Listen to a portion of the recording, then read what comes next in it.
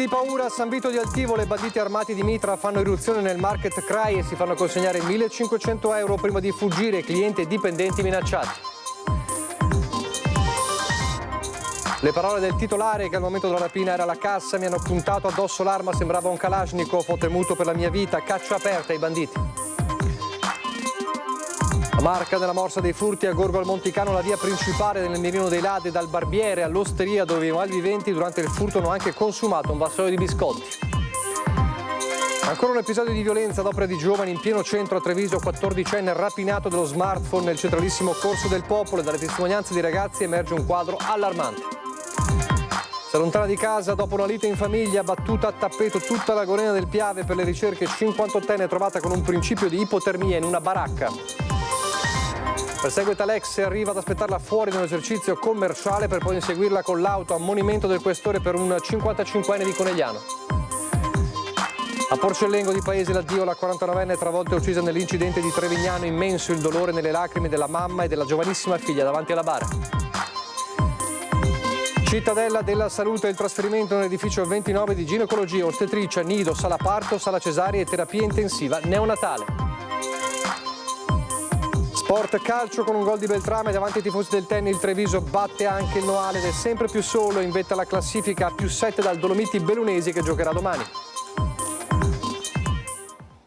Telespettatori di Antenna 3, buonasera e ben ritrovati con il telegiornale di Treviso, e dunque apriamo con la cronaca un'ampia pagina dedicata alla questione sicurezza, a partire dalla caccia ai banditi che hanno fatto irruzione al supermercato CRAI di San Vito di Altivole. Travisati, avevano con loro anche un'arma, mi hanno puntato addosso un Kalashnikov, racconta il titolare, che confida: ho temuto per la mia vita. Il bottino di circa 1.500 euro. Sentiamo. Questa è una rapina tranquilla. Quindi hanno scandito queste parole. Esatto, esattamente queste. Tanto che io pensavo: in che senso tranquilla? Ho pensato subito. Così si sono presentati due delinquenti che hanno fatto irruzione poco prima delle 7 della sera al supermercato CRAI di San Vito di Altivole, dove clienti e titolari hanno vissuto attimi tutt'altro che tranquilli, nonostante le premesse. Con loro un'arma lunga, un mitra. Alberto Malosso, titolare del market, con il padre, parla di un Kalashnikov. Una volta che sono entrati, uno mi ha puntato il Kalashnikov addosso e l'altro ha saltato la cassa sostanzialmente, non è che ha fatto il giro.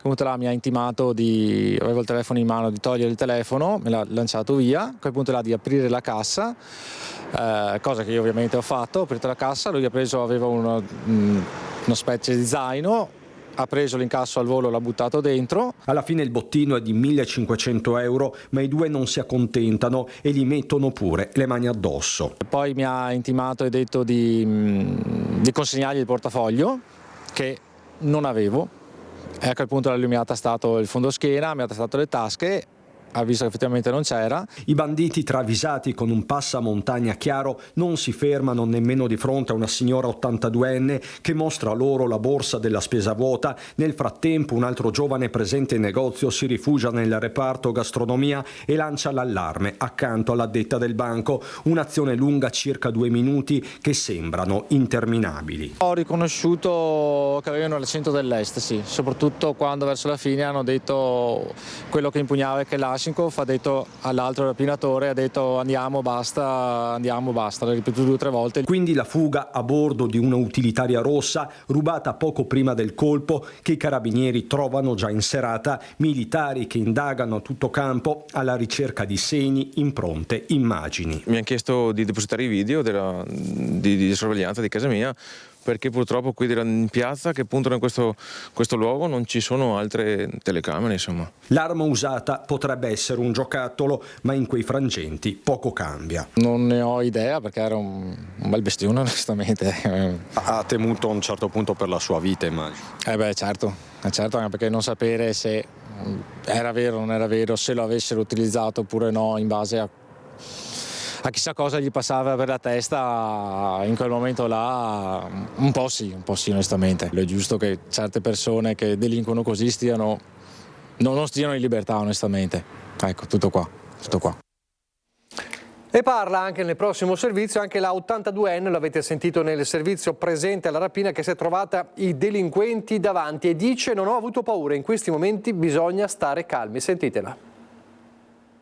casa era qui e io ero qui e loro sono arrivati da qua, hai capito?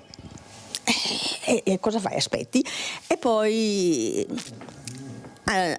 addirittura avevano preso la mia borsa, quella di plastica, e io ho fatto no, questa è mia, questa è mia. Ersilia Ferraiuolo, 82 anni, è la cliente che si è trovata faccia a faccia con i rapinatori del market CRAI di San Vito di Altivole. Coraggio e sangue freddo non le sono mancati. E da shock potevo stare anche zitta, per quello non ho detto niente di male, ho detto solo mi sembrava assurdo che prendesse una borsa vuota. E pensare che Ersilia si trovava al market per acquistare una lampadina, il suo pensiero era quello di illuminare casa proprio in funzione antiladri. Vado da Maloscio, vado a prendere la lampadina e faccio un po' di spesa. Ma avevo in mente i ladri. E questo che quando sono arrivati, guarda un po', ci pensavo e sono arrivati. Questa. Sì. Per quello sono uscita, potevo anche fare a meno del resto. Da appassionata di libri e film gialli, Ersilia riesce a trarre una lezione. Bisogna star calmi, perché posso impazzire all'improvviso, ma ripeto, sono incosciente, in quel momento io su quella cosa non ho avuto paura. A tirare un sospiro di sollievo è però la figlia di Ersilia, Barbara, vittima di una rapina nel 94 quando era cassiera al supermercato Ins di Casella d'Asolo, frammenti che restano indelebili. Sono venuti l'ultimo di Carnevale a fare una rapina a mano armata, sono arrivati in 2, sempre incappucciati, hanno fatto atterrare tutte le persone con le mani in testa per terra. Sinceramente sì, io ho avuto paura, mi sono un attimo raggelata e la paura più grande era per l'altra mia collega di lavoro perché era in gravidanza di 6 mesi, per fortuna non ha perso il bambino perché ha preso uno spavento enorme. Cambiano i tempi ma non la violenza. Ersilia, una vita da fotografa ad Asolo, vuole sdrammatizzare. Poi la cosa da ridere fa è al telefono. Parlava con i carabinieri, ha detto qui c'è una signora anziana. Io mi sono girata, ho detto dove sta sta signora anziana? Ma addosso io. Complimenti al sangue freddo della signora Ersilia, che ha appunto mantenuto un certo distacco nonostante tutto, non è da tutti davvero. Dalle rapine ai furti, allora c'è un quartiere di Treviso senza pace, Santa Maria del Rovere. Abbiamo raccontato ieri della visita dei ladri al ristorante Carbone, ad esempio, dove i malviventi hanno rubato anche le offerte per Advar e in altri negozi, e poi sono entrati anche in alcune abitazioni. Proprio ieri sera ha visitato un appartamento di via 55esima Brigata Fanteria. Indaga la polizia, ovviamente c'è la rabbia e lo shock dei residenti. Per fortuna non li ho trovati davanti, per fortuna è stato così. Ma non lo so, io penso che siano scappati il tempo che io ho fatto il giro e sia entrata a casa e loro sono riusciti, perché quando io ho aperto e ho avuto la sensazione, ho guardato, ho visto, io mi sono sentita raggelare come se c'era qualche presenza ancora dentro e quindi sono uscita di nuovo fuori, perché non sapendo chi ti trovi davanti non sai cosa vai incontro. Ed è così che la signora Patrizia ha lanciato l'allarme, prima bussando alla porta della vicina di casa, poi chiamando la figlia che a sua volta ha allertato la polizia. È questa la cronaca dell'ennesimo furto nel quartiere di Santa Maria del Rovere a Treviso, da giorni nel mirino dei ladri. Siamo in una palazzina di via 55esima Brigata Fanteria al piano rialzato. La cosa che mi ha fatto raggelare è stato soprattutto l'armadio, tutto spalancato, tutto tirato giù a terra.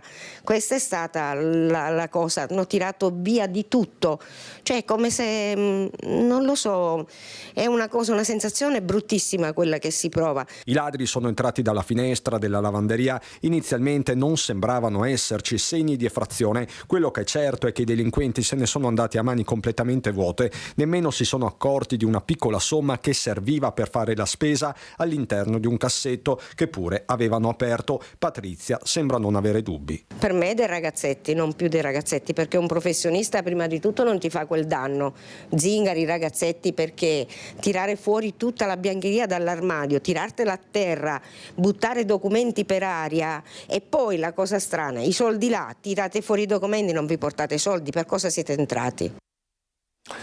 Non è solo Treviso, l'intera Marca, lo sappiamo, nella morsa dei furti. A Gorgo al Monticano la via principale, l'intera via nel mirino dei ladri, dal barbiere all'osteria, dove i malviventi durante il furto hanno avuto anche il tempo di consumare, pensate, un vassoio di biscotti. Sentite.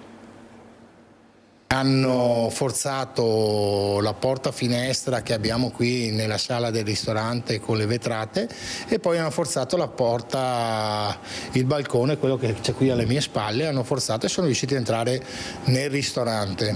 Lì hanno rovistato su tutti i cassetti. Un rumore sordo intorno alle 5:30 del mattino che ha svegliato il titolare dell'osteria Alta Quota, ma che non lo ha preoccupato dato la vicinanza alla strada. La Mara ha scoperta solo all'orario di apertura, portati via una settantina di euro di fondo cassa. Hanno aperto tutti i cassetti, hanno tirato fuori i canovacci, le carte e quant'altro, perciò il disagio è stato grande. Ci hanno portato via i 2 cellulari, perciò adesso siamo isolati. Nessuna possibilità di contattare o di essere contattati dai clienti. Rubato anche il tablet per prendere le ordinazioni. Portato via e mangiato un intero vassoio di biscotti. Il timore principale è che se arrivo giù non saprei come comportarmi, anche perché purtroppo con le leggi italiane chi difende il proprio patrimonio diventa un delinquente. Gorgo al Monticano battuta a tappeto nella notte dai ladri, oltre all'osteria, presi di mira anche il negozio del barbiere di via Postumia, a cui hanno rubato tutti gli strumenti da lavoro, dai rasoi alle forbici, motivo per cui oggi Demian non ha potuto aprire il negozio. La stessa banda nel giro di un'ora tra le 4:30 e le 5:30 ha provato ad entrare anche in pulitura, dove hanno tentato di alzare la serranda nella lavanderia a gettoni, alla tabaccheria e non ultimo al bar Roma. Tutti i tentativi non andati a segno. Verso le 5 siamo venuti qua, non le dico che non tenevo neanche il volante, perché è partito l'allarme. In pratica hanno tentato di entrare, ma molto probabilmente dopo gli altri, presumo, perché dopo un quarto d'ora sono arrivati i carabinieri, per cui però tanta paura. Per fortuna abbiamo la porta a 3 mandate, cioè in pratica sì, è molto molto difficile, bisogna proprio che la buttino giù. E mia moglie si è svegliata di soprassalto che avevano suonato il campanello giù da basso a un pulsante che sembra un interruttore, probabilmente volevano spegnere la luce, invece hanno pigiato il pulsante del campanello e basta. Dopo mia moglie ha acceso le luci e basta, si vede hanno preso paura e sono scappati. Qual è la sensazione infatti adesso? Sa cosa vuole, questa settimana martedì sono andati a Piavon e lì è stata una cosa terribile, che per l'amor di Dio per fortuna sono venuti di notte, però non so, è perché non gli fanno niente, per cui ti senti veramente non protetto. Questa è una situazione che noi commercianti non possiamo più sostenere. Noi andiamo avanti perché è la nostra cultura, la nostra vita servire il prossimo. Noi rimaniamo aperti, non ci pieghiamo. E poi ci sono le rapine, ma quelle particolari, quelle compiute dai ragazzini giovanissimi, bulli o baby gang, chiamatele come volete. E allora dobbiamo tornare a Treviso perché c'è un altro episodio con i bulli che hanno fermato un ragazzino alla fermata del bus nel centralissimo Corso del Popolo per rapinarlo dello smartphone. E allora vediamo il servizio e anche le voci dei ragazzi, dei giovanissimi che raccontano di un quadro allarmante in città. Sono da poco passate le 13 ed in Corso del Popolo, alla fermata della Moma accanto al teatro comunale, c'è la solita ressa di studenti in attesa del bus per tornare a casa da scuola. È qui che si consuma l'ennesima rapina dei bulli nel pieno centro di Treviso. Vittima un ragazzino di appena 14 anni, accerchiato e minacciato da 3 giovani che gli hanno intimato di consegnare loro il cellulare, un iPhone di ultimo modello. Il 14enne, spaventatissimo, ha consegnato il telefono, poi una volta arrivato a casa Silea ha raccontato alla mamma l'accaduto ed assieme si sono recati alla caserma dei carabinieri per sporgere denuncia. I militari stanno ora conducendo le indagini e grazie alle indicazioni fornite e alle immagini delle telecamere di videosorveglianza non dovrebbe essere lontana l'identificazione dei 3 bulli, 2 dei quali pare di origine nordafricana. Ancora un episodio di violenza, stavolta pure in pieno giorno, e dalle testimonianze dei ragazzi emerge in maniera preoccupante come ormai questa situazione sia diventata routine. Sì, mi hanno rubato il telefono e però poi l'abbiamo ritrovato. Sono dei ragazzi e poi tolgono la SIM e vogliono rivenderlo. Una volta ho assistito al fidanzato di una mia amica a cui hanno rubato lo zaino e basta, in stazione. Di solito quando esco cerco di uscire con qualcuno perché quando esco da sola mi sento un po' non al sicuro. Anche ho sentito testimonianze di magari persone o che hanno subito queste aggressioni oppure che l'hanno vista anche loro dal vivo. E un mio ex compagno di classe è stato arrestato recentemente. Ormai girare in centro, per me, soprattutto per me che sono una femmina, non dico che ho paura, però ho un po' di timore, sentendo anche tutte queste cose al telegiornale. Una situazione che sta un po' degenerando secondo me. Fa anche strano sentirsi così, non dico a disagio, però insicuri in questa cittadina, diciamo in questo paese che non è così grande infine, e anche sentire che avvengono questi episodi tra ragazzi che sono giovanissimi, 14 anni, non dovrebbe essere una cosa normale. Mi tolgono come la voglia di uscire perché non mi sento appunto sicura. 2 ragazzi si sono appunto picchiati anche per motivi molto inutili e molto spesso succede che queste persone abbiano anche per esempio un coltello in tasca e quello l'ha tirato fuori, ma è nata proprio per una stupidaggine, sì, però dopo è degenerata. Esatto, che si picchino, ormai è diventata routine, una cosa che fa fighi se possiamo dire così, ma che non ti porta a niente. Vi faccio vedere adesso una immagine emblematica di uno schianto che c'è stato poco dopo le 18:30. Siamo a Montebelluna, lungo la Feltrina, uno schianto tra 2 auto con 4 persone coinvolte, 4 feriti coinvolti. Sul posto l'automedica di Pedemontana Emergenza con 2 ambulanze del pronto soccorso, uno dei volontari della Croce Bianca, anche il vigile del fuoco come vedete e la polizia locale, 2 feriti in modo serio, 2 invece in modo più lieve, e certamente insomma uno schianto notevole lungo la Feltrina a Montebelluna poco dopo le 18:30. Fortunatamente non c'è nessuno dei 4 feriti in pericolo di vita. A Macerata sul Piave invece era in pericolo di vita la 58enne che si era allontanata ieri di casa, l'hanno ritrovata fortunatamente nella notte in una baracca sulla golena del Piave in stato di ipotermia.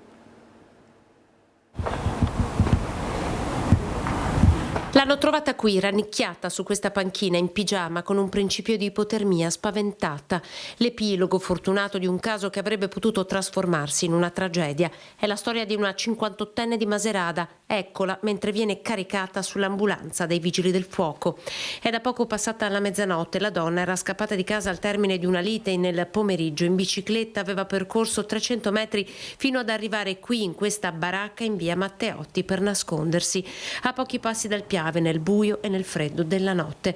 Le ricerche iniziano poco prima delle 20. Ad innescarle il messaggio del sindaco a chiedere un supporto ai carabinieri in congedo e alla sua protezione civile per i vigili del fuoco arrivati con 16 uomini, tra i quali anche i sommozzatori di Vicenza. Ieri sera faceva abbastanza freddo, i vigili del fuoco erano in un gruppo numeroso, avevano dei droni per la misurazione della temperatura corporea che vagliavano tutta la parte dell'alveo del Piave, mentre in questa zona è stata effettuata una ricerca tramite praticamente le celle telefoniche. Hanno verificato l'ultima posizione del telefono della persona scomparsa e di conseguenza hanno chiuso il cerchio, hanno delimitato un po' la zona di ricerca. Sono state le unità cinofile alla fine a trovarla qui in questa baracca. La donna stava attraversando un momento di forte disagio, è stata trovata in stato confusionale, subito soccorsa e portata in ospedale.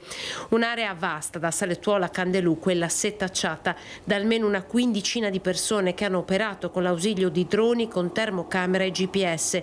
Tanta la soddisfazione di averla trovata. Come donna è stata una soddisfazione perché comunque senti tante cose in giro che sono più gravi, quindi trovare una donna viva dopo una ricerca è sempre una soddisfazione, sia per i miei colleghi volontari sia per me come presidente donna. Una donna nel mirino dell'ex perché la perseguitava, in un caso addirittura l'ha attesa fuori da un negozio per poi inseguirla con l'auto. Per un 55enne di Conegliano è scattato l'ammonimento del questore di Treviso. I messaggi pesanti nei confronti della donna, sua ex compagna, erano continui, offese, ingiurie, poi c'erano gli appostamenti fuori dal lavoro e fuori casa. In un caso si è addirittura introdotto nell'abitazione della donna senza la sua volontà. L'apice la sera del 30 dicembre, quando la vittima trova il suo persecutore ad attenderla fuori da un centro commerciale. Lui tenta di bloccarla, lei sale in auto, lui la insegue per chilometri. Ed è qui che scatta la denuncia presso il commissariato di Conegliano dopo l'ennesimo episodio persecutorio. Una denuncia che ha fatto scattare immediatamente il provvedimento di ammonimento da parte del questore Alessandra Simone. Proprio gli accertamenti dei suoi uomini all'indomani della denuncia avevano consentito di accertare che quell'episodio era solo la punta dell'iceberg. Da 3 anni ormai, dalla fine della loro relazione, lui la perseguitava. Il provvedimento di ammonimento emesso dal questore si inserisce nella più ampia strategia portata avanti dalla polizia per prevenire e contrastare ogni episodio di violenza domestica, anche promuovendo azioni di accompagnamento e recupero dei responsabili. A Porcellengo di Paese adesso, dove questa mattina l'intera comunità si è stretta oggi per l'ultimo saluto alla 49enne Marica Visentin, morta martedì scorso nel tragico incidente di via Madonnette a Trevignano. Immenso il dolore nelle lacrime della mamma e della figlia davanti alla bara.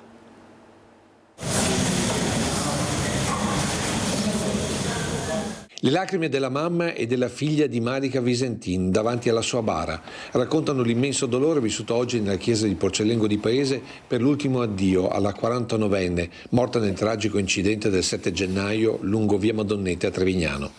Attorno alla famiglia l'intera comunità rappresentata anche dal sindaco Katia Uberti. Telecamere e cellulari lasciati all'esterno della chiesa per volere della famiglia. Oltre 500 persone hanno atteso in silenzio l'arrivo della salma da Montebelluna, interrotto dalle parole di Don Graziano Santolin all'inizio della funzione. Non è facile affrontare e vivere una celebrazione di questo tipo, tuttavia vogliamo viverla nella speranza, vogliamo viverla nella fede, anche se questa speranza e questa fede sono messe alla prova seriamente. Celebrante che poi è proseguito così nell'omelia. Destino crudele, fatalità, caso, disgrazia, sfortuna. Perché, Signore, potevi far sì che non succedesse una tragedia così? Sono molte e difficili le domande che salgono, credo, dal cuore di ciascuno davanti alla bara di Marica. Riflessioni per una morte improvvisa, in un appuntamento col destino che lascia sgomenti sul senso della vita. Ci accorgiamo ancora di più quanto sia fragile la nostra vita. Un momento di distrazione, una casualità imprevedibile possono interrompere quell'avventura così grande che è un'esistenza umana, fatta di affetti, di sentimenti, di progetti, di sogni. Sogni che Don Graziano ha chiesto che non si spengano per la figlia di Marica. A fianco a te hai tutti i tuoi amici e sono qui presenti che davvero dicono speranza, coraggio, vita, futuro, luce. Sono convinto che la vostra cara Marica vi sta chiedendo questo, che il peso di morte che vi sta dentro non faccia morire la speranza. E dalla comunità l'invocazione perché ci sia più attenzione sulle strade. Rendici consapevoli che la vita è preziosa.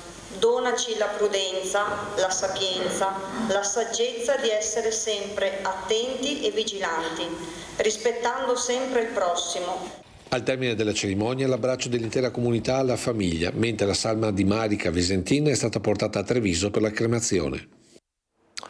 La cittadella della salute, una giornata di grande lavoro, quella di oggi all'ospedale di Treviso per il trasferimento nell'edificio 29 del monoblocco della ginecologia, ostetricia, nido, sala parto, sala cesari e terapia intensiva neonatale. Un trasloco impegnativo che grazie all'impegno di tutto il personale è stato ultimato nella giornata di oggi con l'attivazione di tutte le unità dell'intero ambito materno-infantile. A 2 anni dall'inaugurazione il monoblocco del Cafoncello è dunque interamente a regime. Consumi di alcol in calo nei bar e nei ristoranti a 1 mese dall'entrata in vigore del nuovo codice della strada. Cambiano le abitudini dei clienti che si organizzano con auto condivise e quelle degli esercenti che forniscono wine bag per portare a casa le bottiglie non finite. Per l'area del Prosecco, FIP auspica un potenziamento dei servizi taxi e NCC. Potrebbero essere i kit dei nuovi gadget che gli imprenditori, i ristoratori potrebbero fornire eventualmente al cliente per rassicurarlo sul livello insomma, dell'alcol. Dagli etilometri fai da te che potrebbero diventare i nuovi gadget dei pubblici esercizi alle wine box, i contenitori per portarsi a casa la bottiglia di vino non finita, effetti della stretta sull'alcol alla guida previste dal nuovo codice della strada che inasprisce di parecchio le sanzioni su patente e portafogli. Ad un mese dall'entrata in vigore della nuova normativa, anche nella Marca si stima un calo dei consumi di alcolici in bar e ristoranti di circa il 15%. Si beve meno e le compagnie di amici si organizzano per il trasporto. Diversi i progetti di FIPE volti alla promozione del bere consapevole, di un corretto stile di vita, di certo per ridurre l'assorbimento dell'alcol, comunque da assumere sempre con moderazione. È importante associare il cibo al calice. FIPE mette in guardia dalle cosiddette feste alcoliche in voga soprattutto tra i giovani. Dove si beve soltanto sono delle feste che risultano pericolose per il fatto che introducendo dell'alcol senza un abbinamento al cibo fa alzare subito i livelli di guardia e quindi l'alcol test risulta subito fuori dai limiti. Fare molta attenzione per i giovani alle feste da sballo dove si beve e basta, perché questo poi chiaramente mettendosi alla guida subito dopo ha degli effetti devastanti. E nella terra del prosecco, che molto sta investendo con ottimi risultati nell'enoturismo, fondamentale diventa offrire ai visitatori, dopo la visita alle cantine, un servizio di trasporto che attualmente è quasi assente. Potrebbero essere valide per guida con noleggio con conducente piuttosto che appunto un maggior numero di taxi. Ecco, questi servizi andranno sicuramente ad avere una domanda maggiore e di conseguenza dovrà o ci aspettiamo che arrivi anche una risposta dell'offerta. Intanto sul fronte sicurezza lungo le strade, pronto ad arrivare in Europa il documento corredato da migliaia di firme che sta facendo il viaggio dalla Marca trevigiana per introdurre l'airbag obbligatorio per i motociclisti. L'ultima tappa è stata durante lo storico Panevin di Arcade. Ho firmato anch'io e anche i miei assessori, perché per noi la sicurezza è al primo posto. La mozione da portare in Europa ad Ursula von der Leyen si propone appunto che faccia in modo che si approvi una legge europea che permetta a queste persone che vanno in moto ad essere comunque anche più sicure. Le ultime firme al documento che sarà portato a Bruxelles arrivano da Arcadi e si aggiungono a quelle raccolte a Meduna di Livenza, primo firmatario il sindaco, Treviso e molti altri comuni della Marca sono già a migliaia. L'obiettivo resta quello di garantire la sicurezza ai motociclisti in strada attraverso l'introduzione obbligatoria di un airbag. Una campagna nata dall'Associazione Emanuela Sicurezza Stradale e portata avanti grazie ad una rete sempre più forte, di cui fa parte anche l'associazione Veneti Schiacciati dalla Crisi.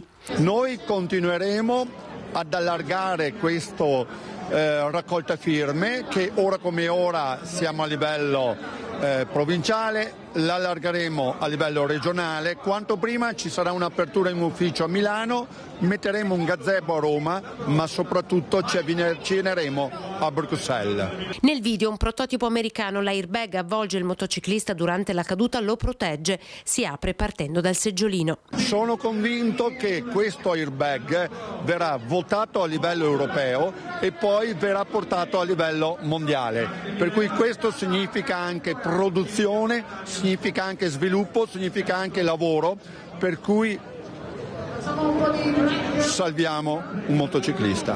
Presente e favorevole all'iniziativa anche il presidente della Regione del Veneto, Luca Zaia. Dico che è una bella iniziativa, soprattutto va nella tutela della vita, e questo è lodevole. Dopodiché deve essere l'Europa che si decida rispetto a questi temi. L'appello all'Europa è un appello sacrosanto, è giusto portarlo avanti. Abbiamo argomento l'Auditorium Santa Caterina a Treviso ha ospitato la 30ª edizione del premio letterario Parole attorno al fuoco, un concorso nato dal gruppo Alpini proprio di Arcade, è diventato internazionale ma soprattutto dedicato alla montagna e ai giovani. È uno strano animale la memoria. Sonnecchia come un gatto che dorme placido azzambellato su un cuscino. Sono le parole attorno al fuoco, vincitrici della 30ª edizione del premio letterario ideato nel 1995 dal gruppo Alpini di Arcade e diventato internazionale. Racconti di vita in montagna, ma anche racconti di vita delle penne nere e di alpini, come in questo caso, legati alla tragedia della ritirata di Russia nella Seconda Guerra Mondiale. con la grande forza degli alpini di allora e credo ancora di oggi, nell'avere come determinazione quello del stare insieme, della solidarietà, dell'essere capaci però dall'altro lato, come nel racconto della piccinina, di fare memoria, di ricordare il fratello che è rimasto lì. 30 libri che ogni anno poi diventano motivo di divulgazione nello spirito alpino, soprattutto verso le nuove generazioni. È una testimonianza, con le parole che abbiamo sentito anche oggi, di una continuità nel segno della tradizione, ma anche guardando il futuro. Guardare avanti, ma ricordandoci bene da dove veniamo. Regole e valori che gli alpini vogliono trasmettere ai giovani anche con altre iniziative, come i campi scuola, in crescente ascesa per numero di adesioni, guardando anche la prossima adunata nazionale di maggio a Biella. Sarò a Roma dal Ministro delle Politiche Giovanili per chiedere anche al Governo di essere molto più attento nel costruire e nel trasmettere ai giovani i valori. C'è chi chiede che interveniate voi, che interveniamo noi alpini a dare le indicazioni ai giovani che escono dal seminato, a prendere per mano quelli che oggi sono i giovani bulli. Cosa dire? Noi la buona volontà l'abbiamo dimostrata con i campi scuola. I giovani che sono venuti, che vengono con noi ai campi scuola, cambiano, ce lo dicono i loro genitori, ce lo scrivono loro nelle lettere di riconoscimento. Noi ci siamo. E sempre nel segno della memoria e nell'esempio verso le future generazioni, anche il premio letterario si arricchisce di una nuova iniziativa. Noi abbiamo voluto dedicare l'ultima di copertina alla grande medaglia d'oro trevigiana Enrico Reginato. Enrico Reginato è un eroe, è un personaggio importante anche e soprattutto per i giovani.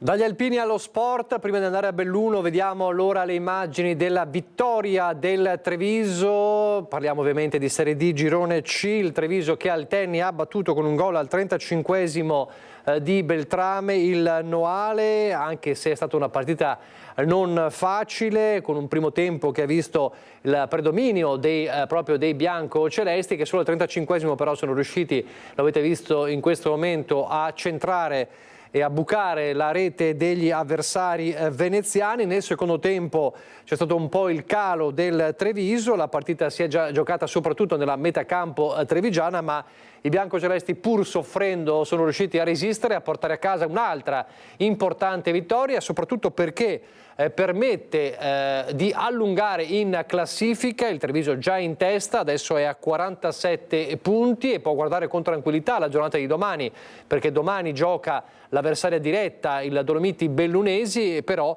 essendo a 5 punti ormai di svantaggio, anche una vittoria non comprometterebbe la vetta della classifica del Treviso. Quindi continua la corsa del Treviso in questa stagione molto importante, un altro ennesimo risultato utile consecutivo per il Treviso Calcio, Treviso FBC. Adesso ne andiamo nel Bellunese.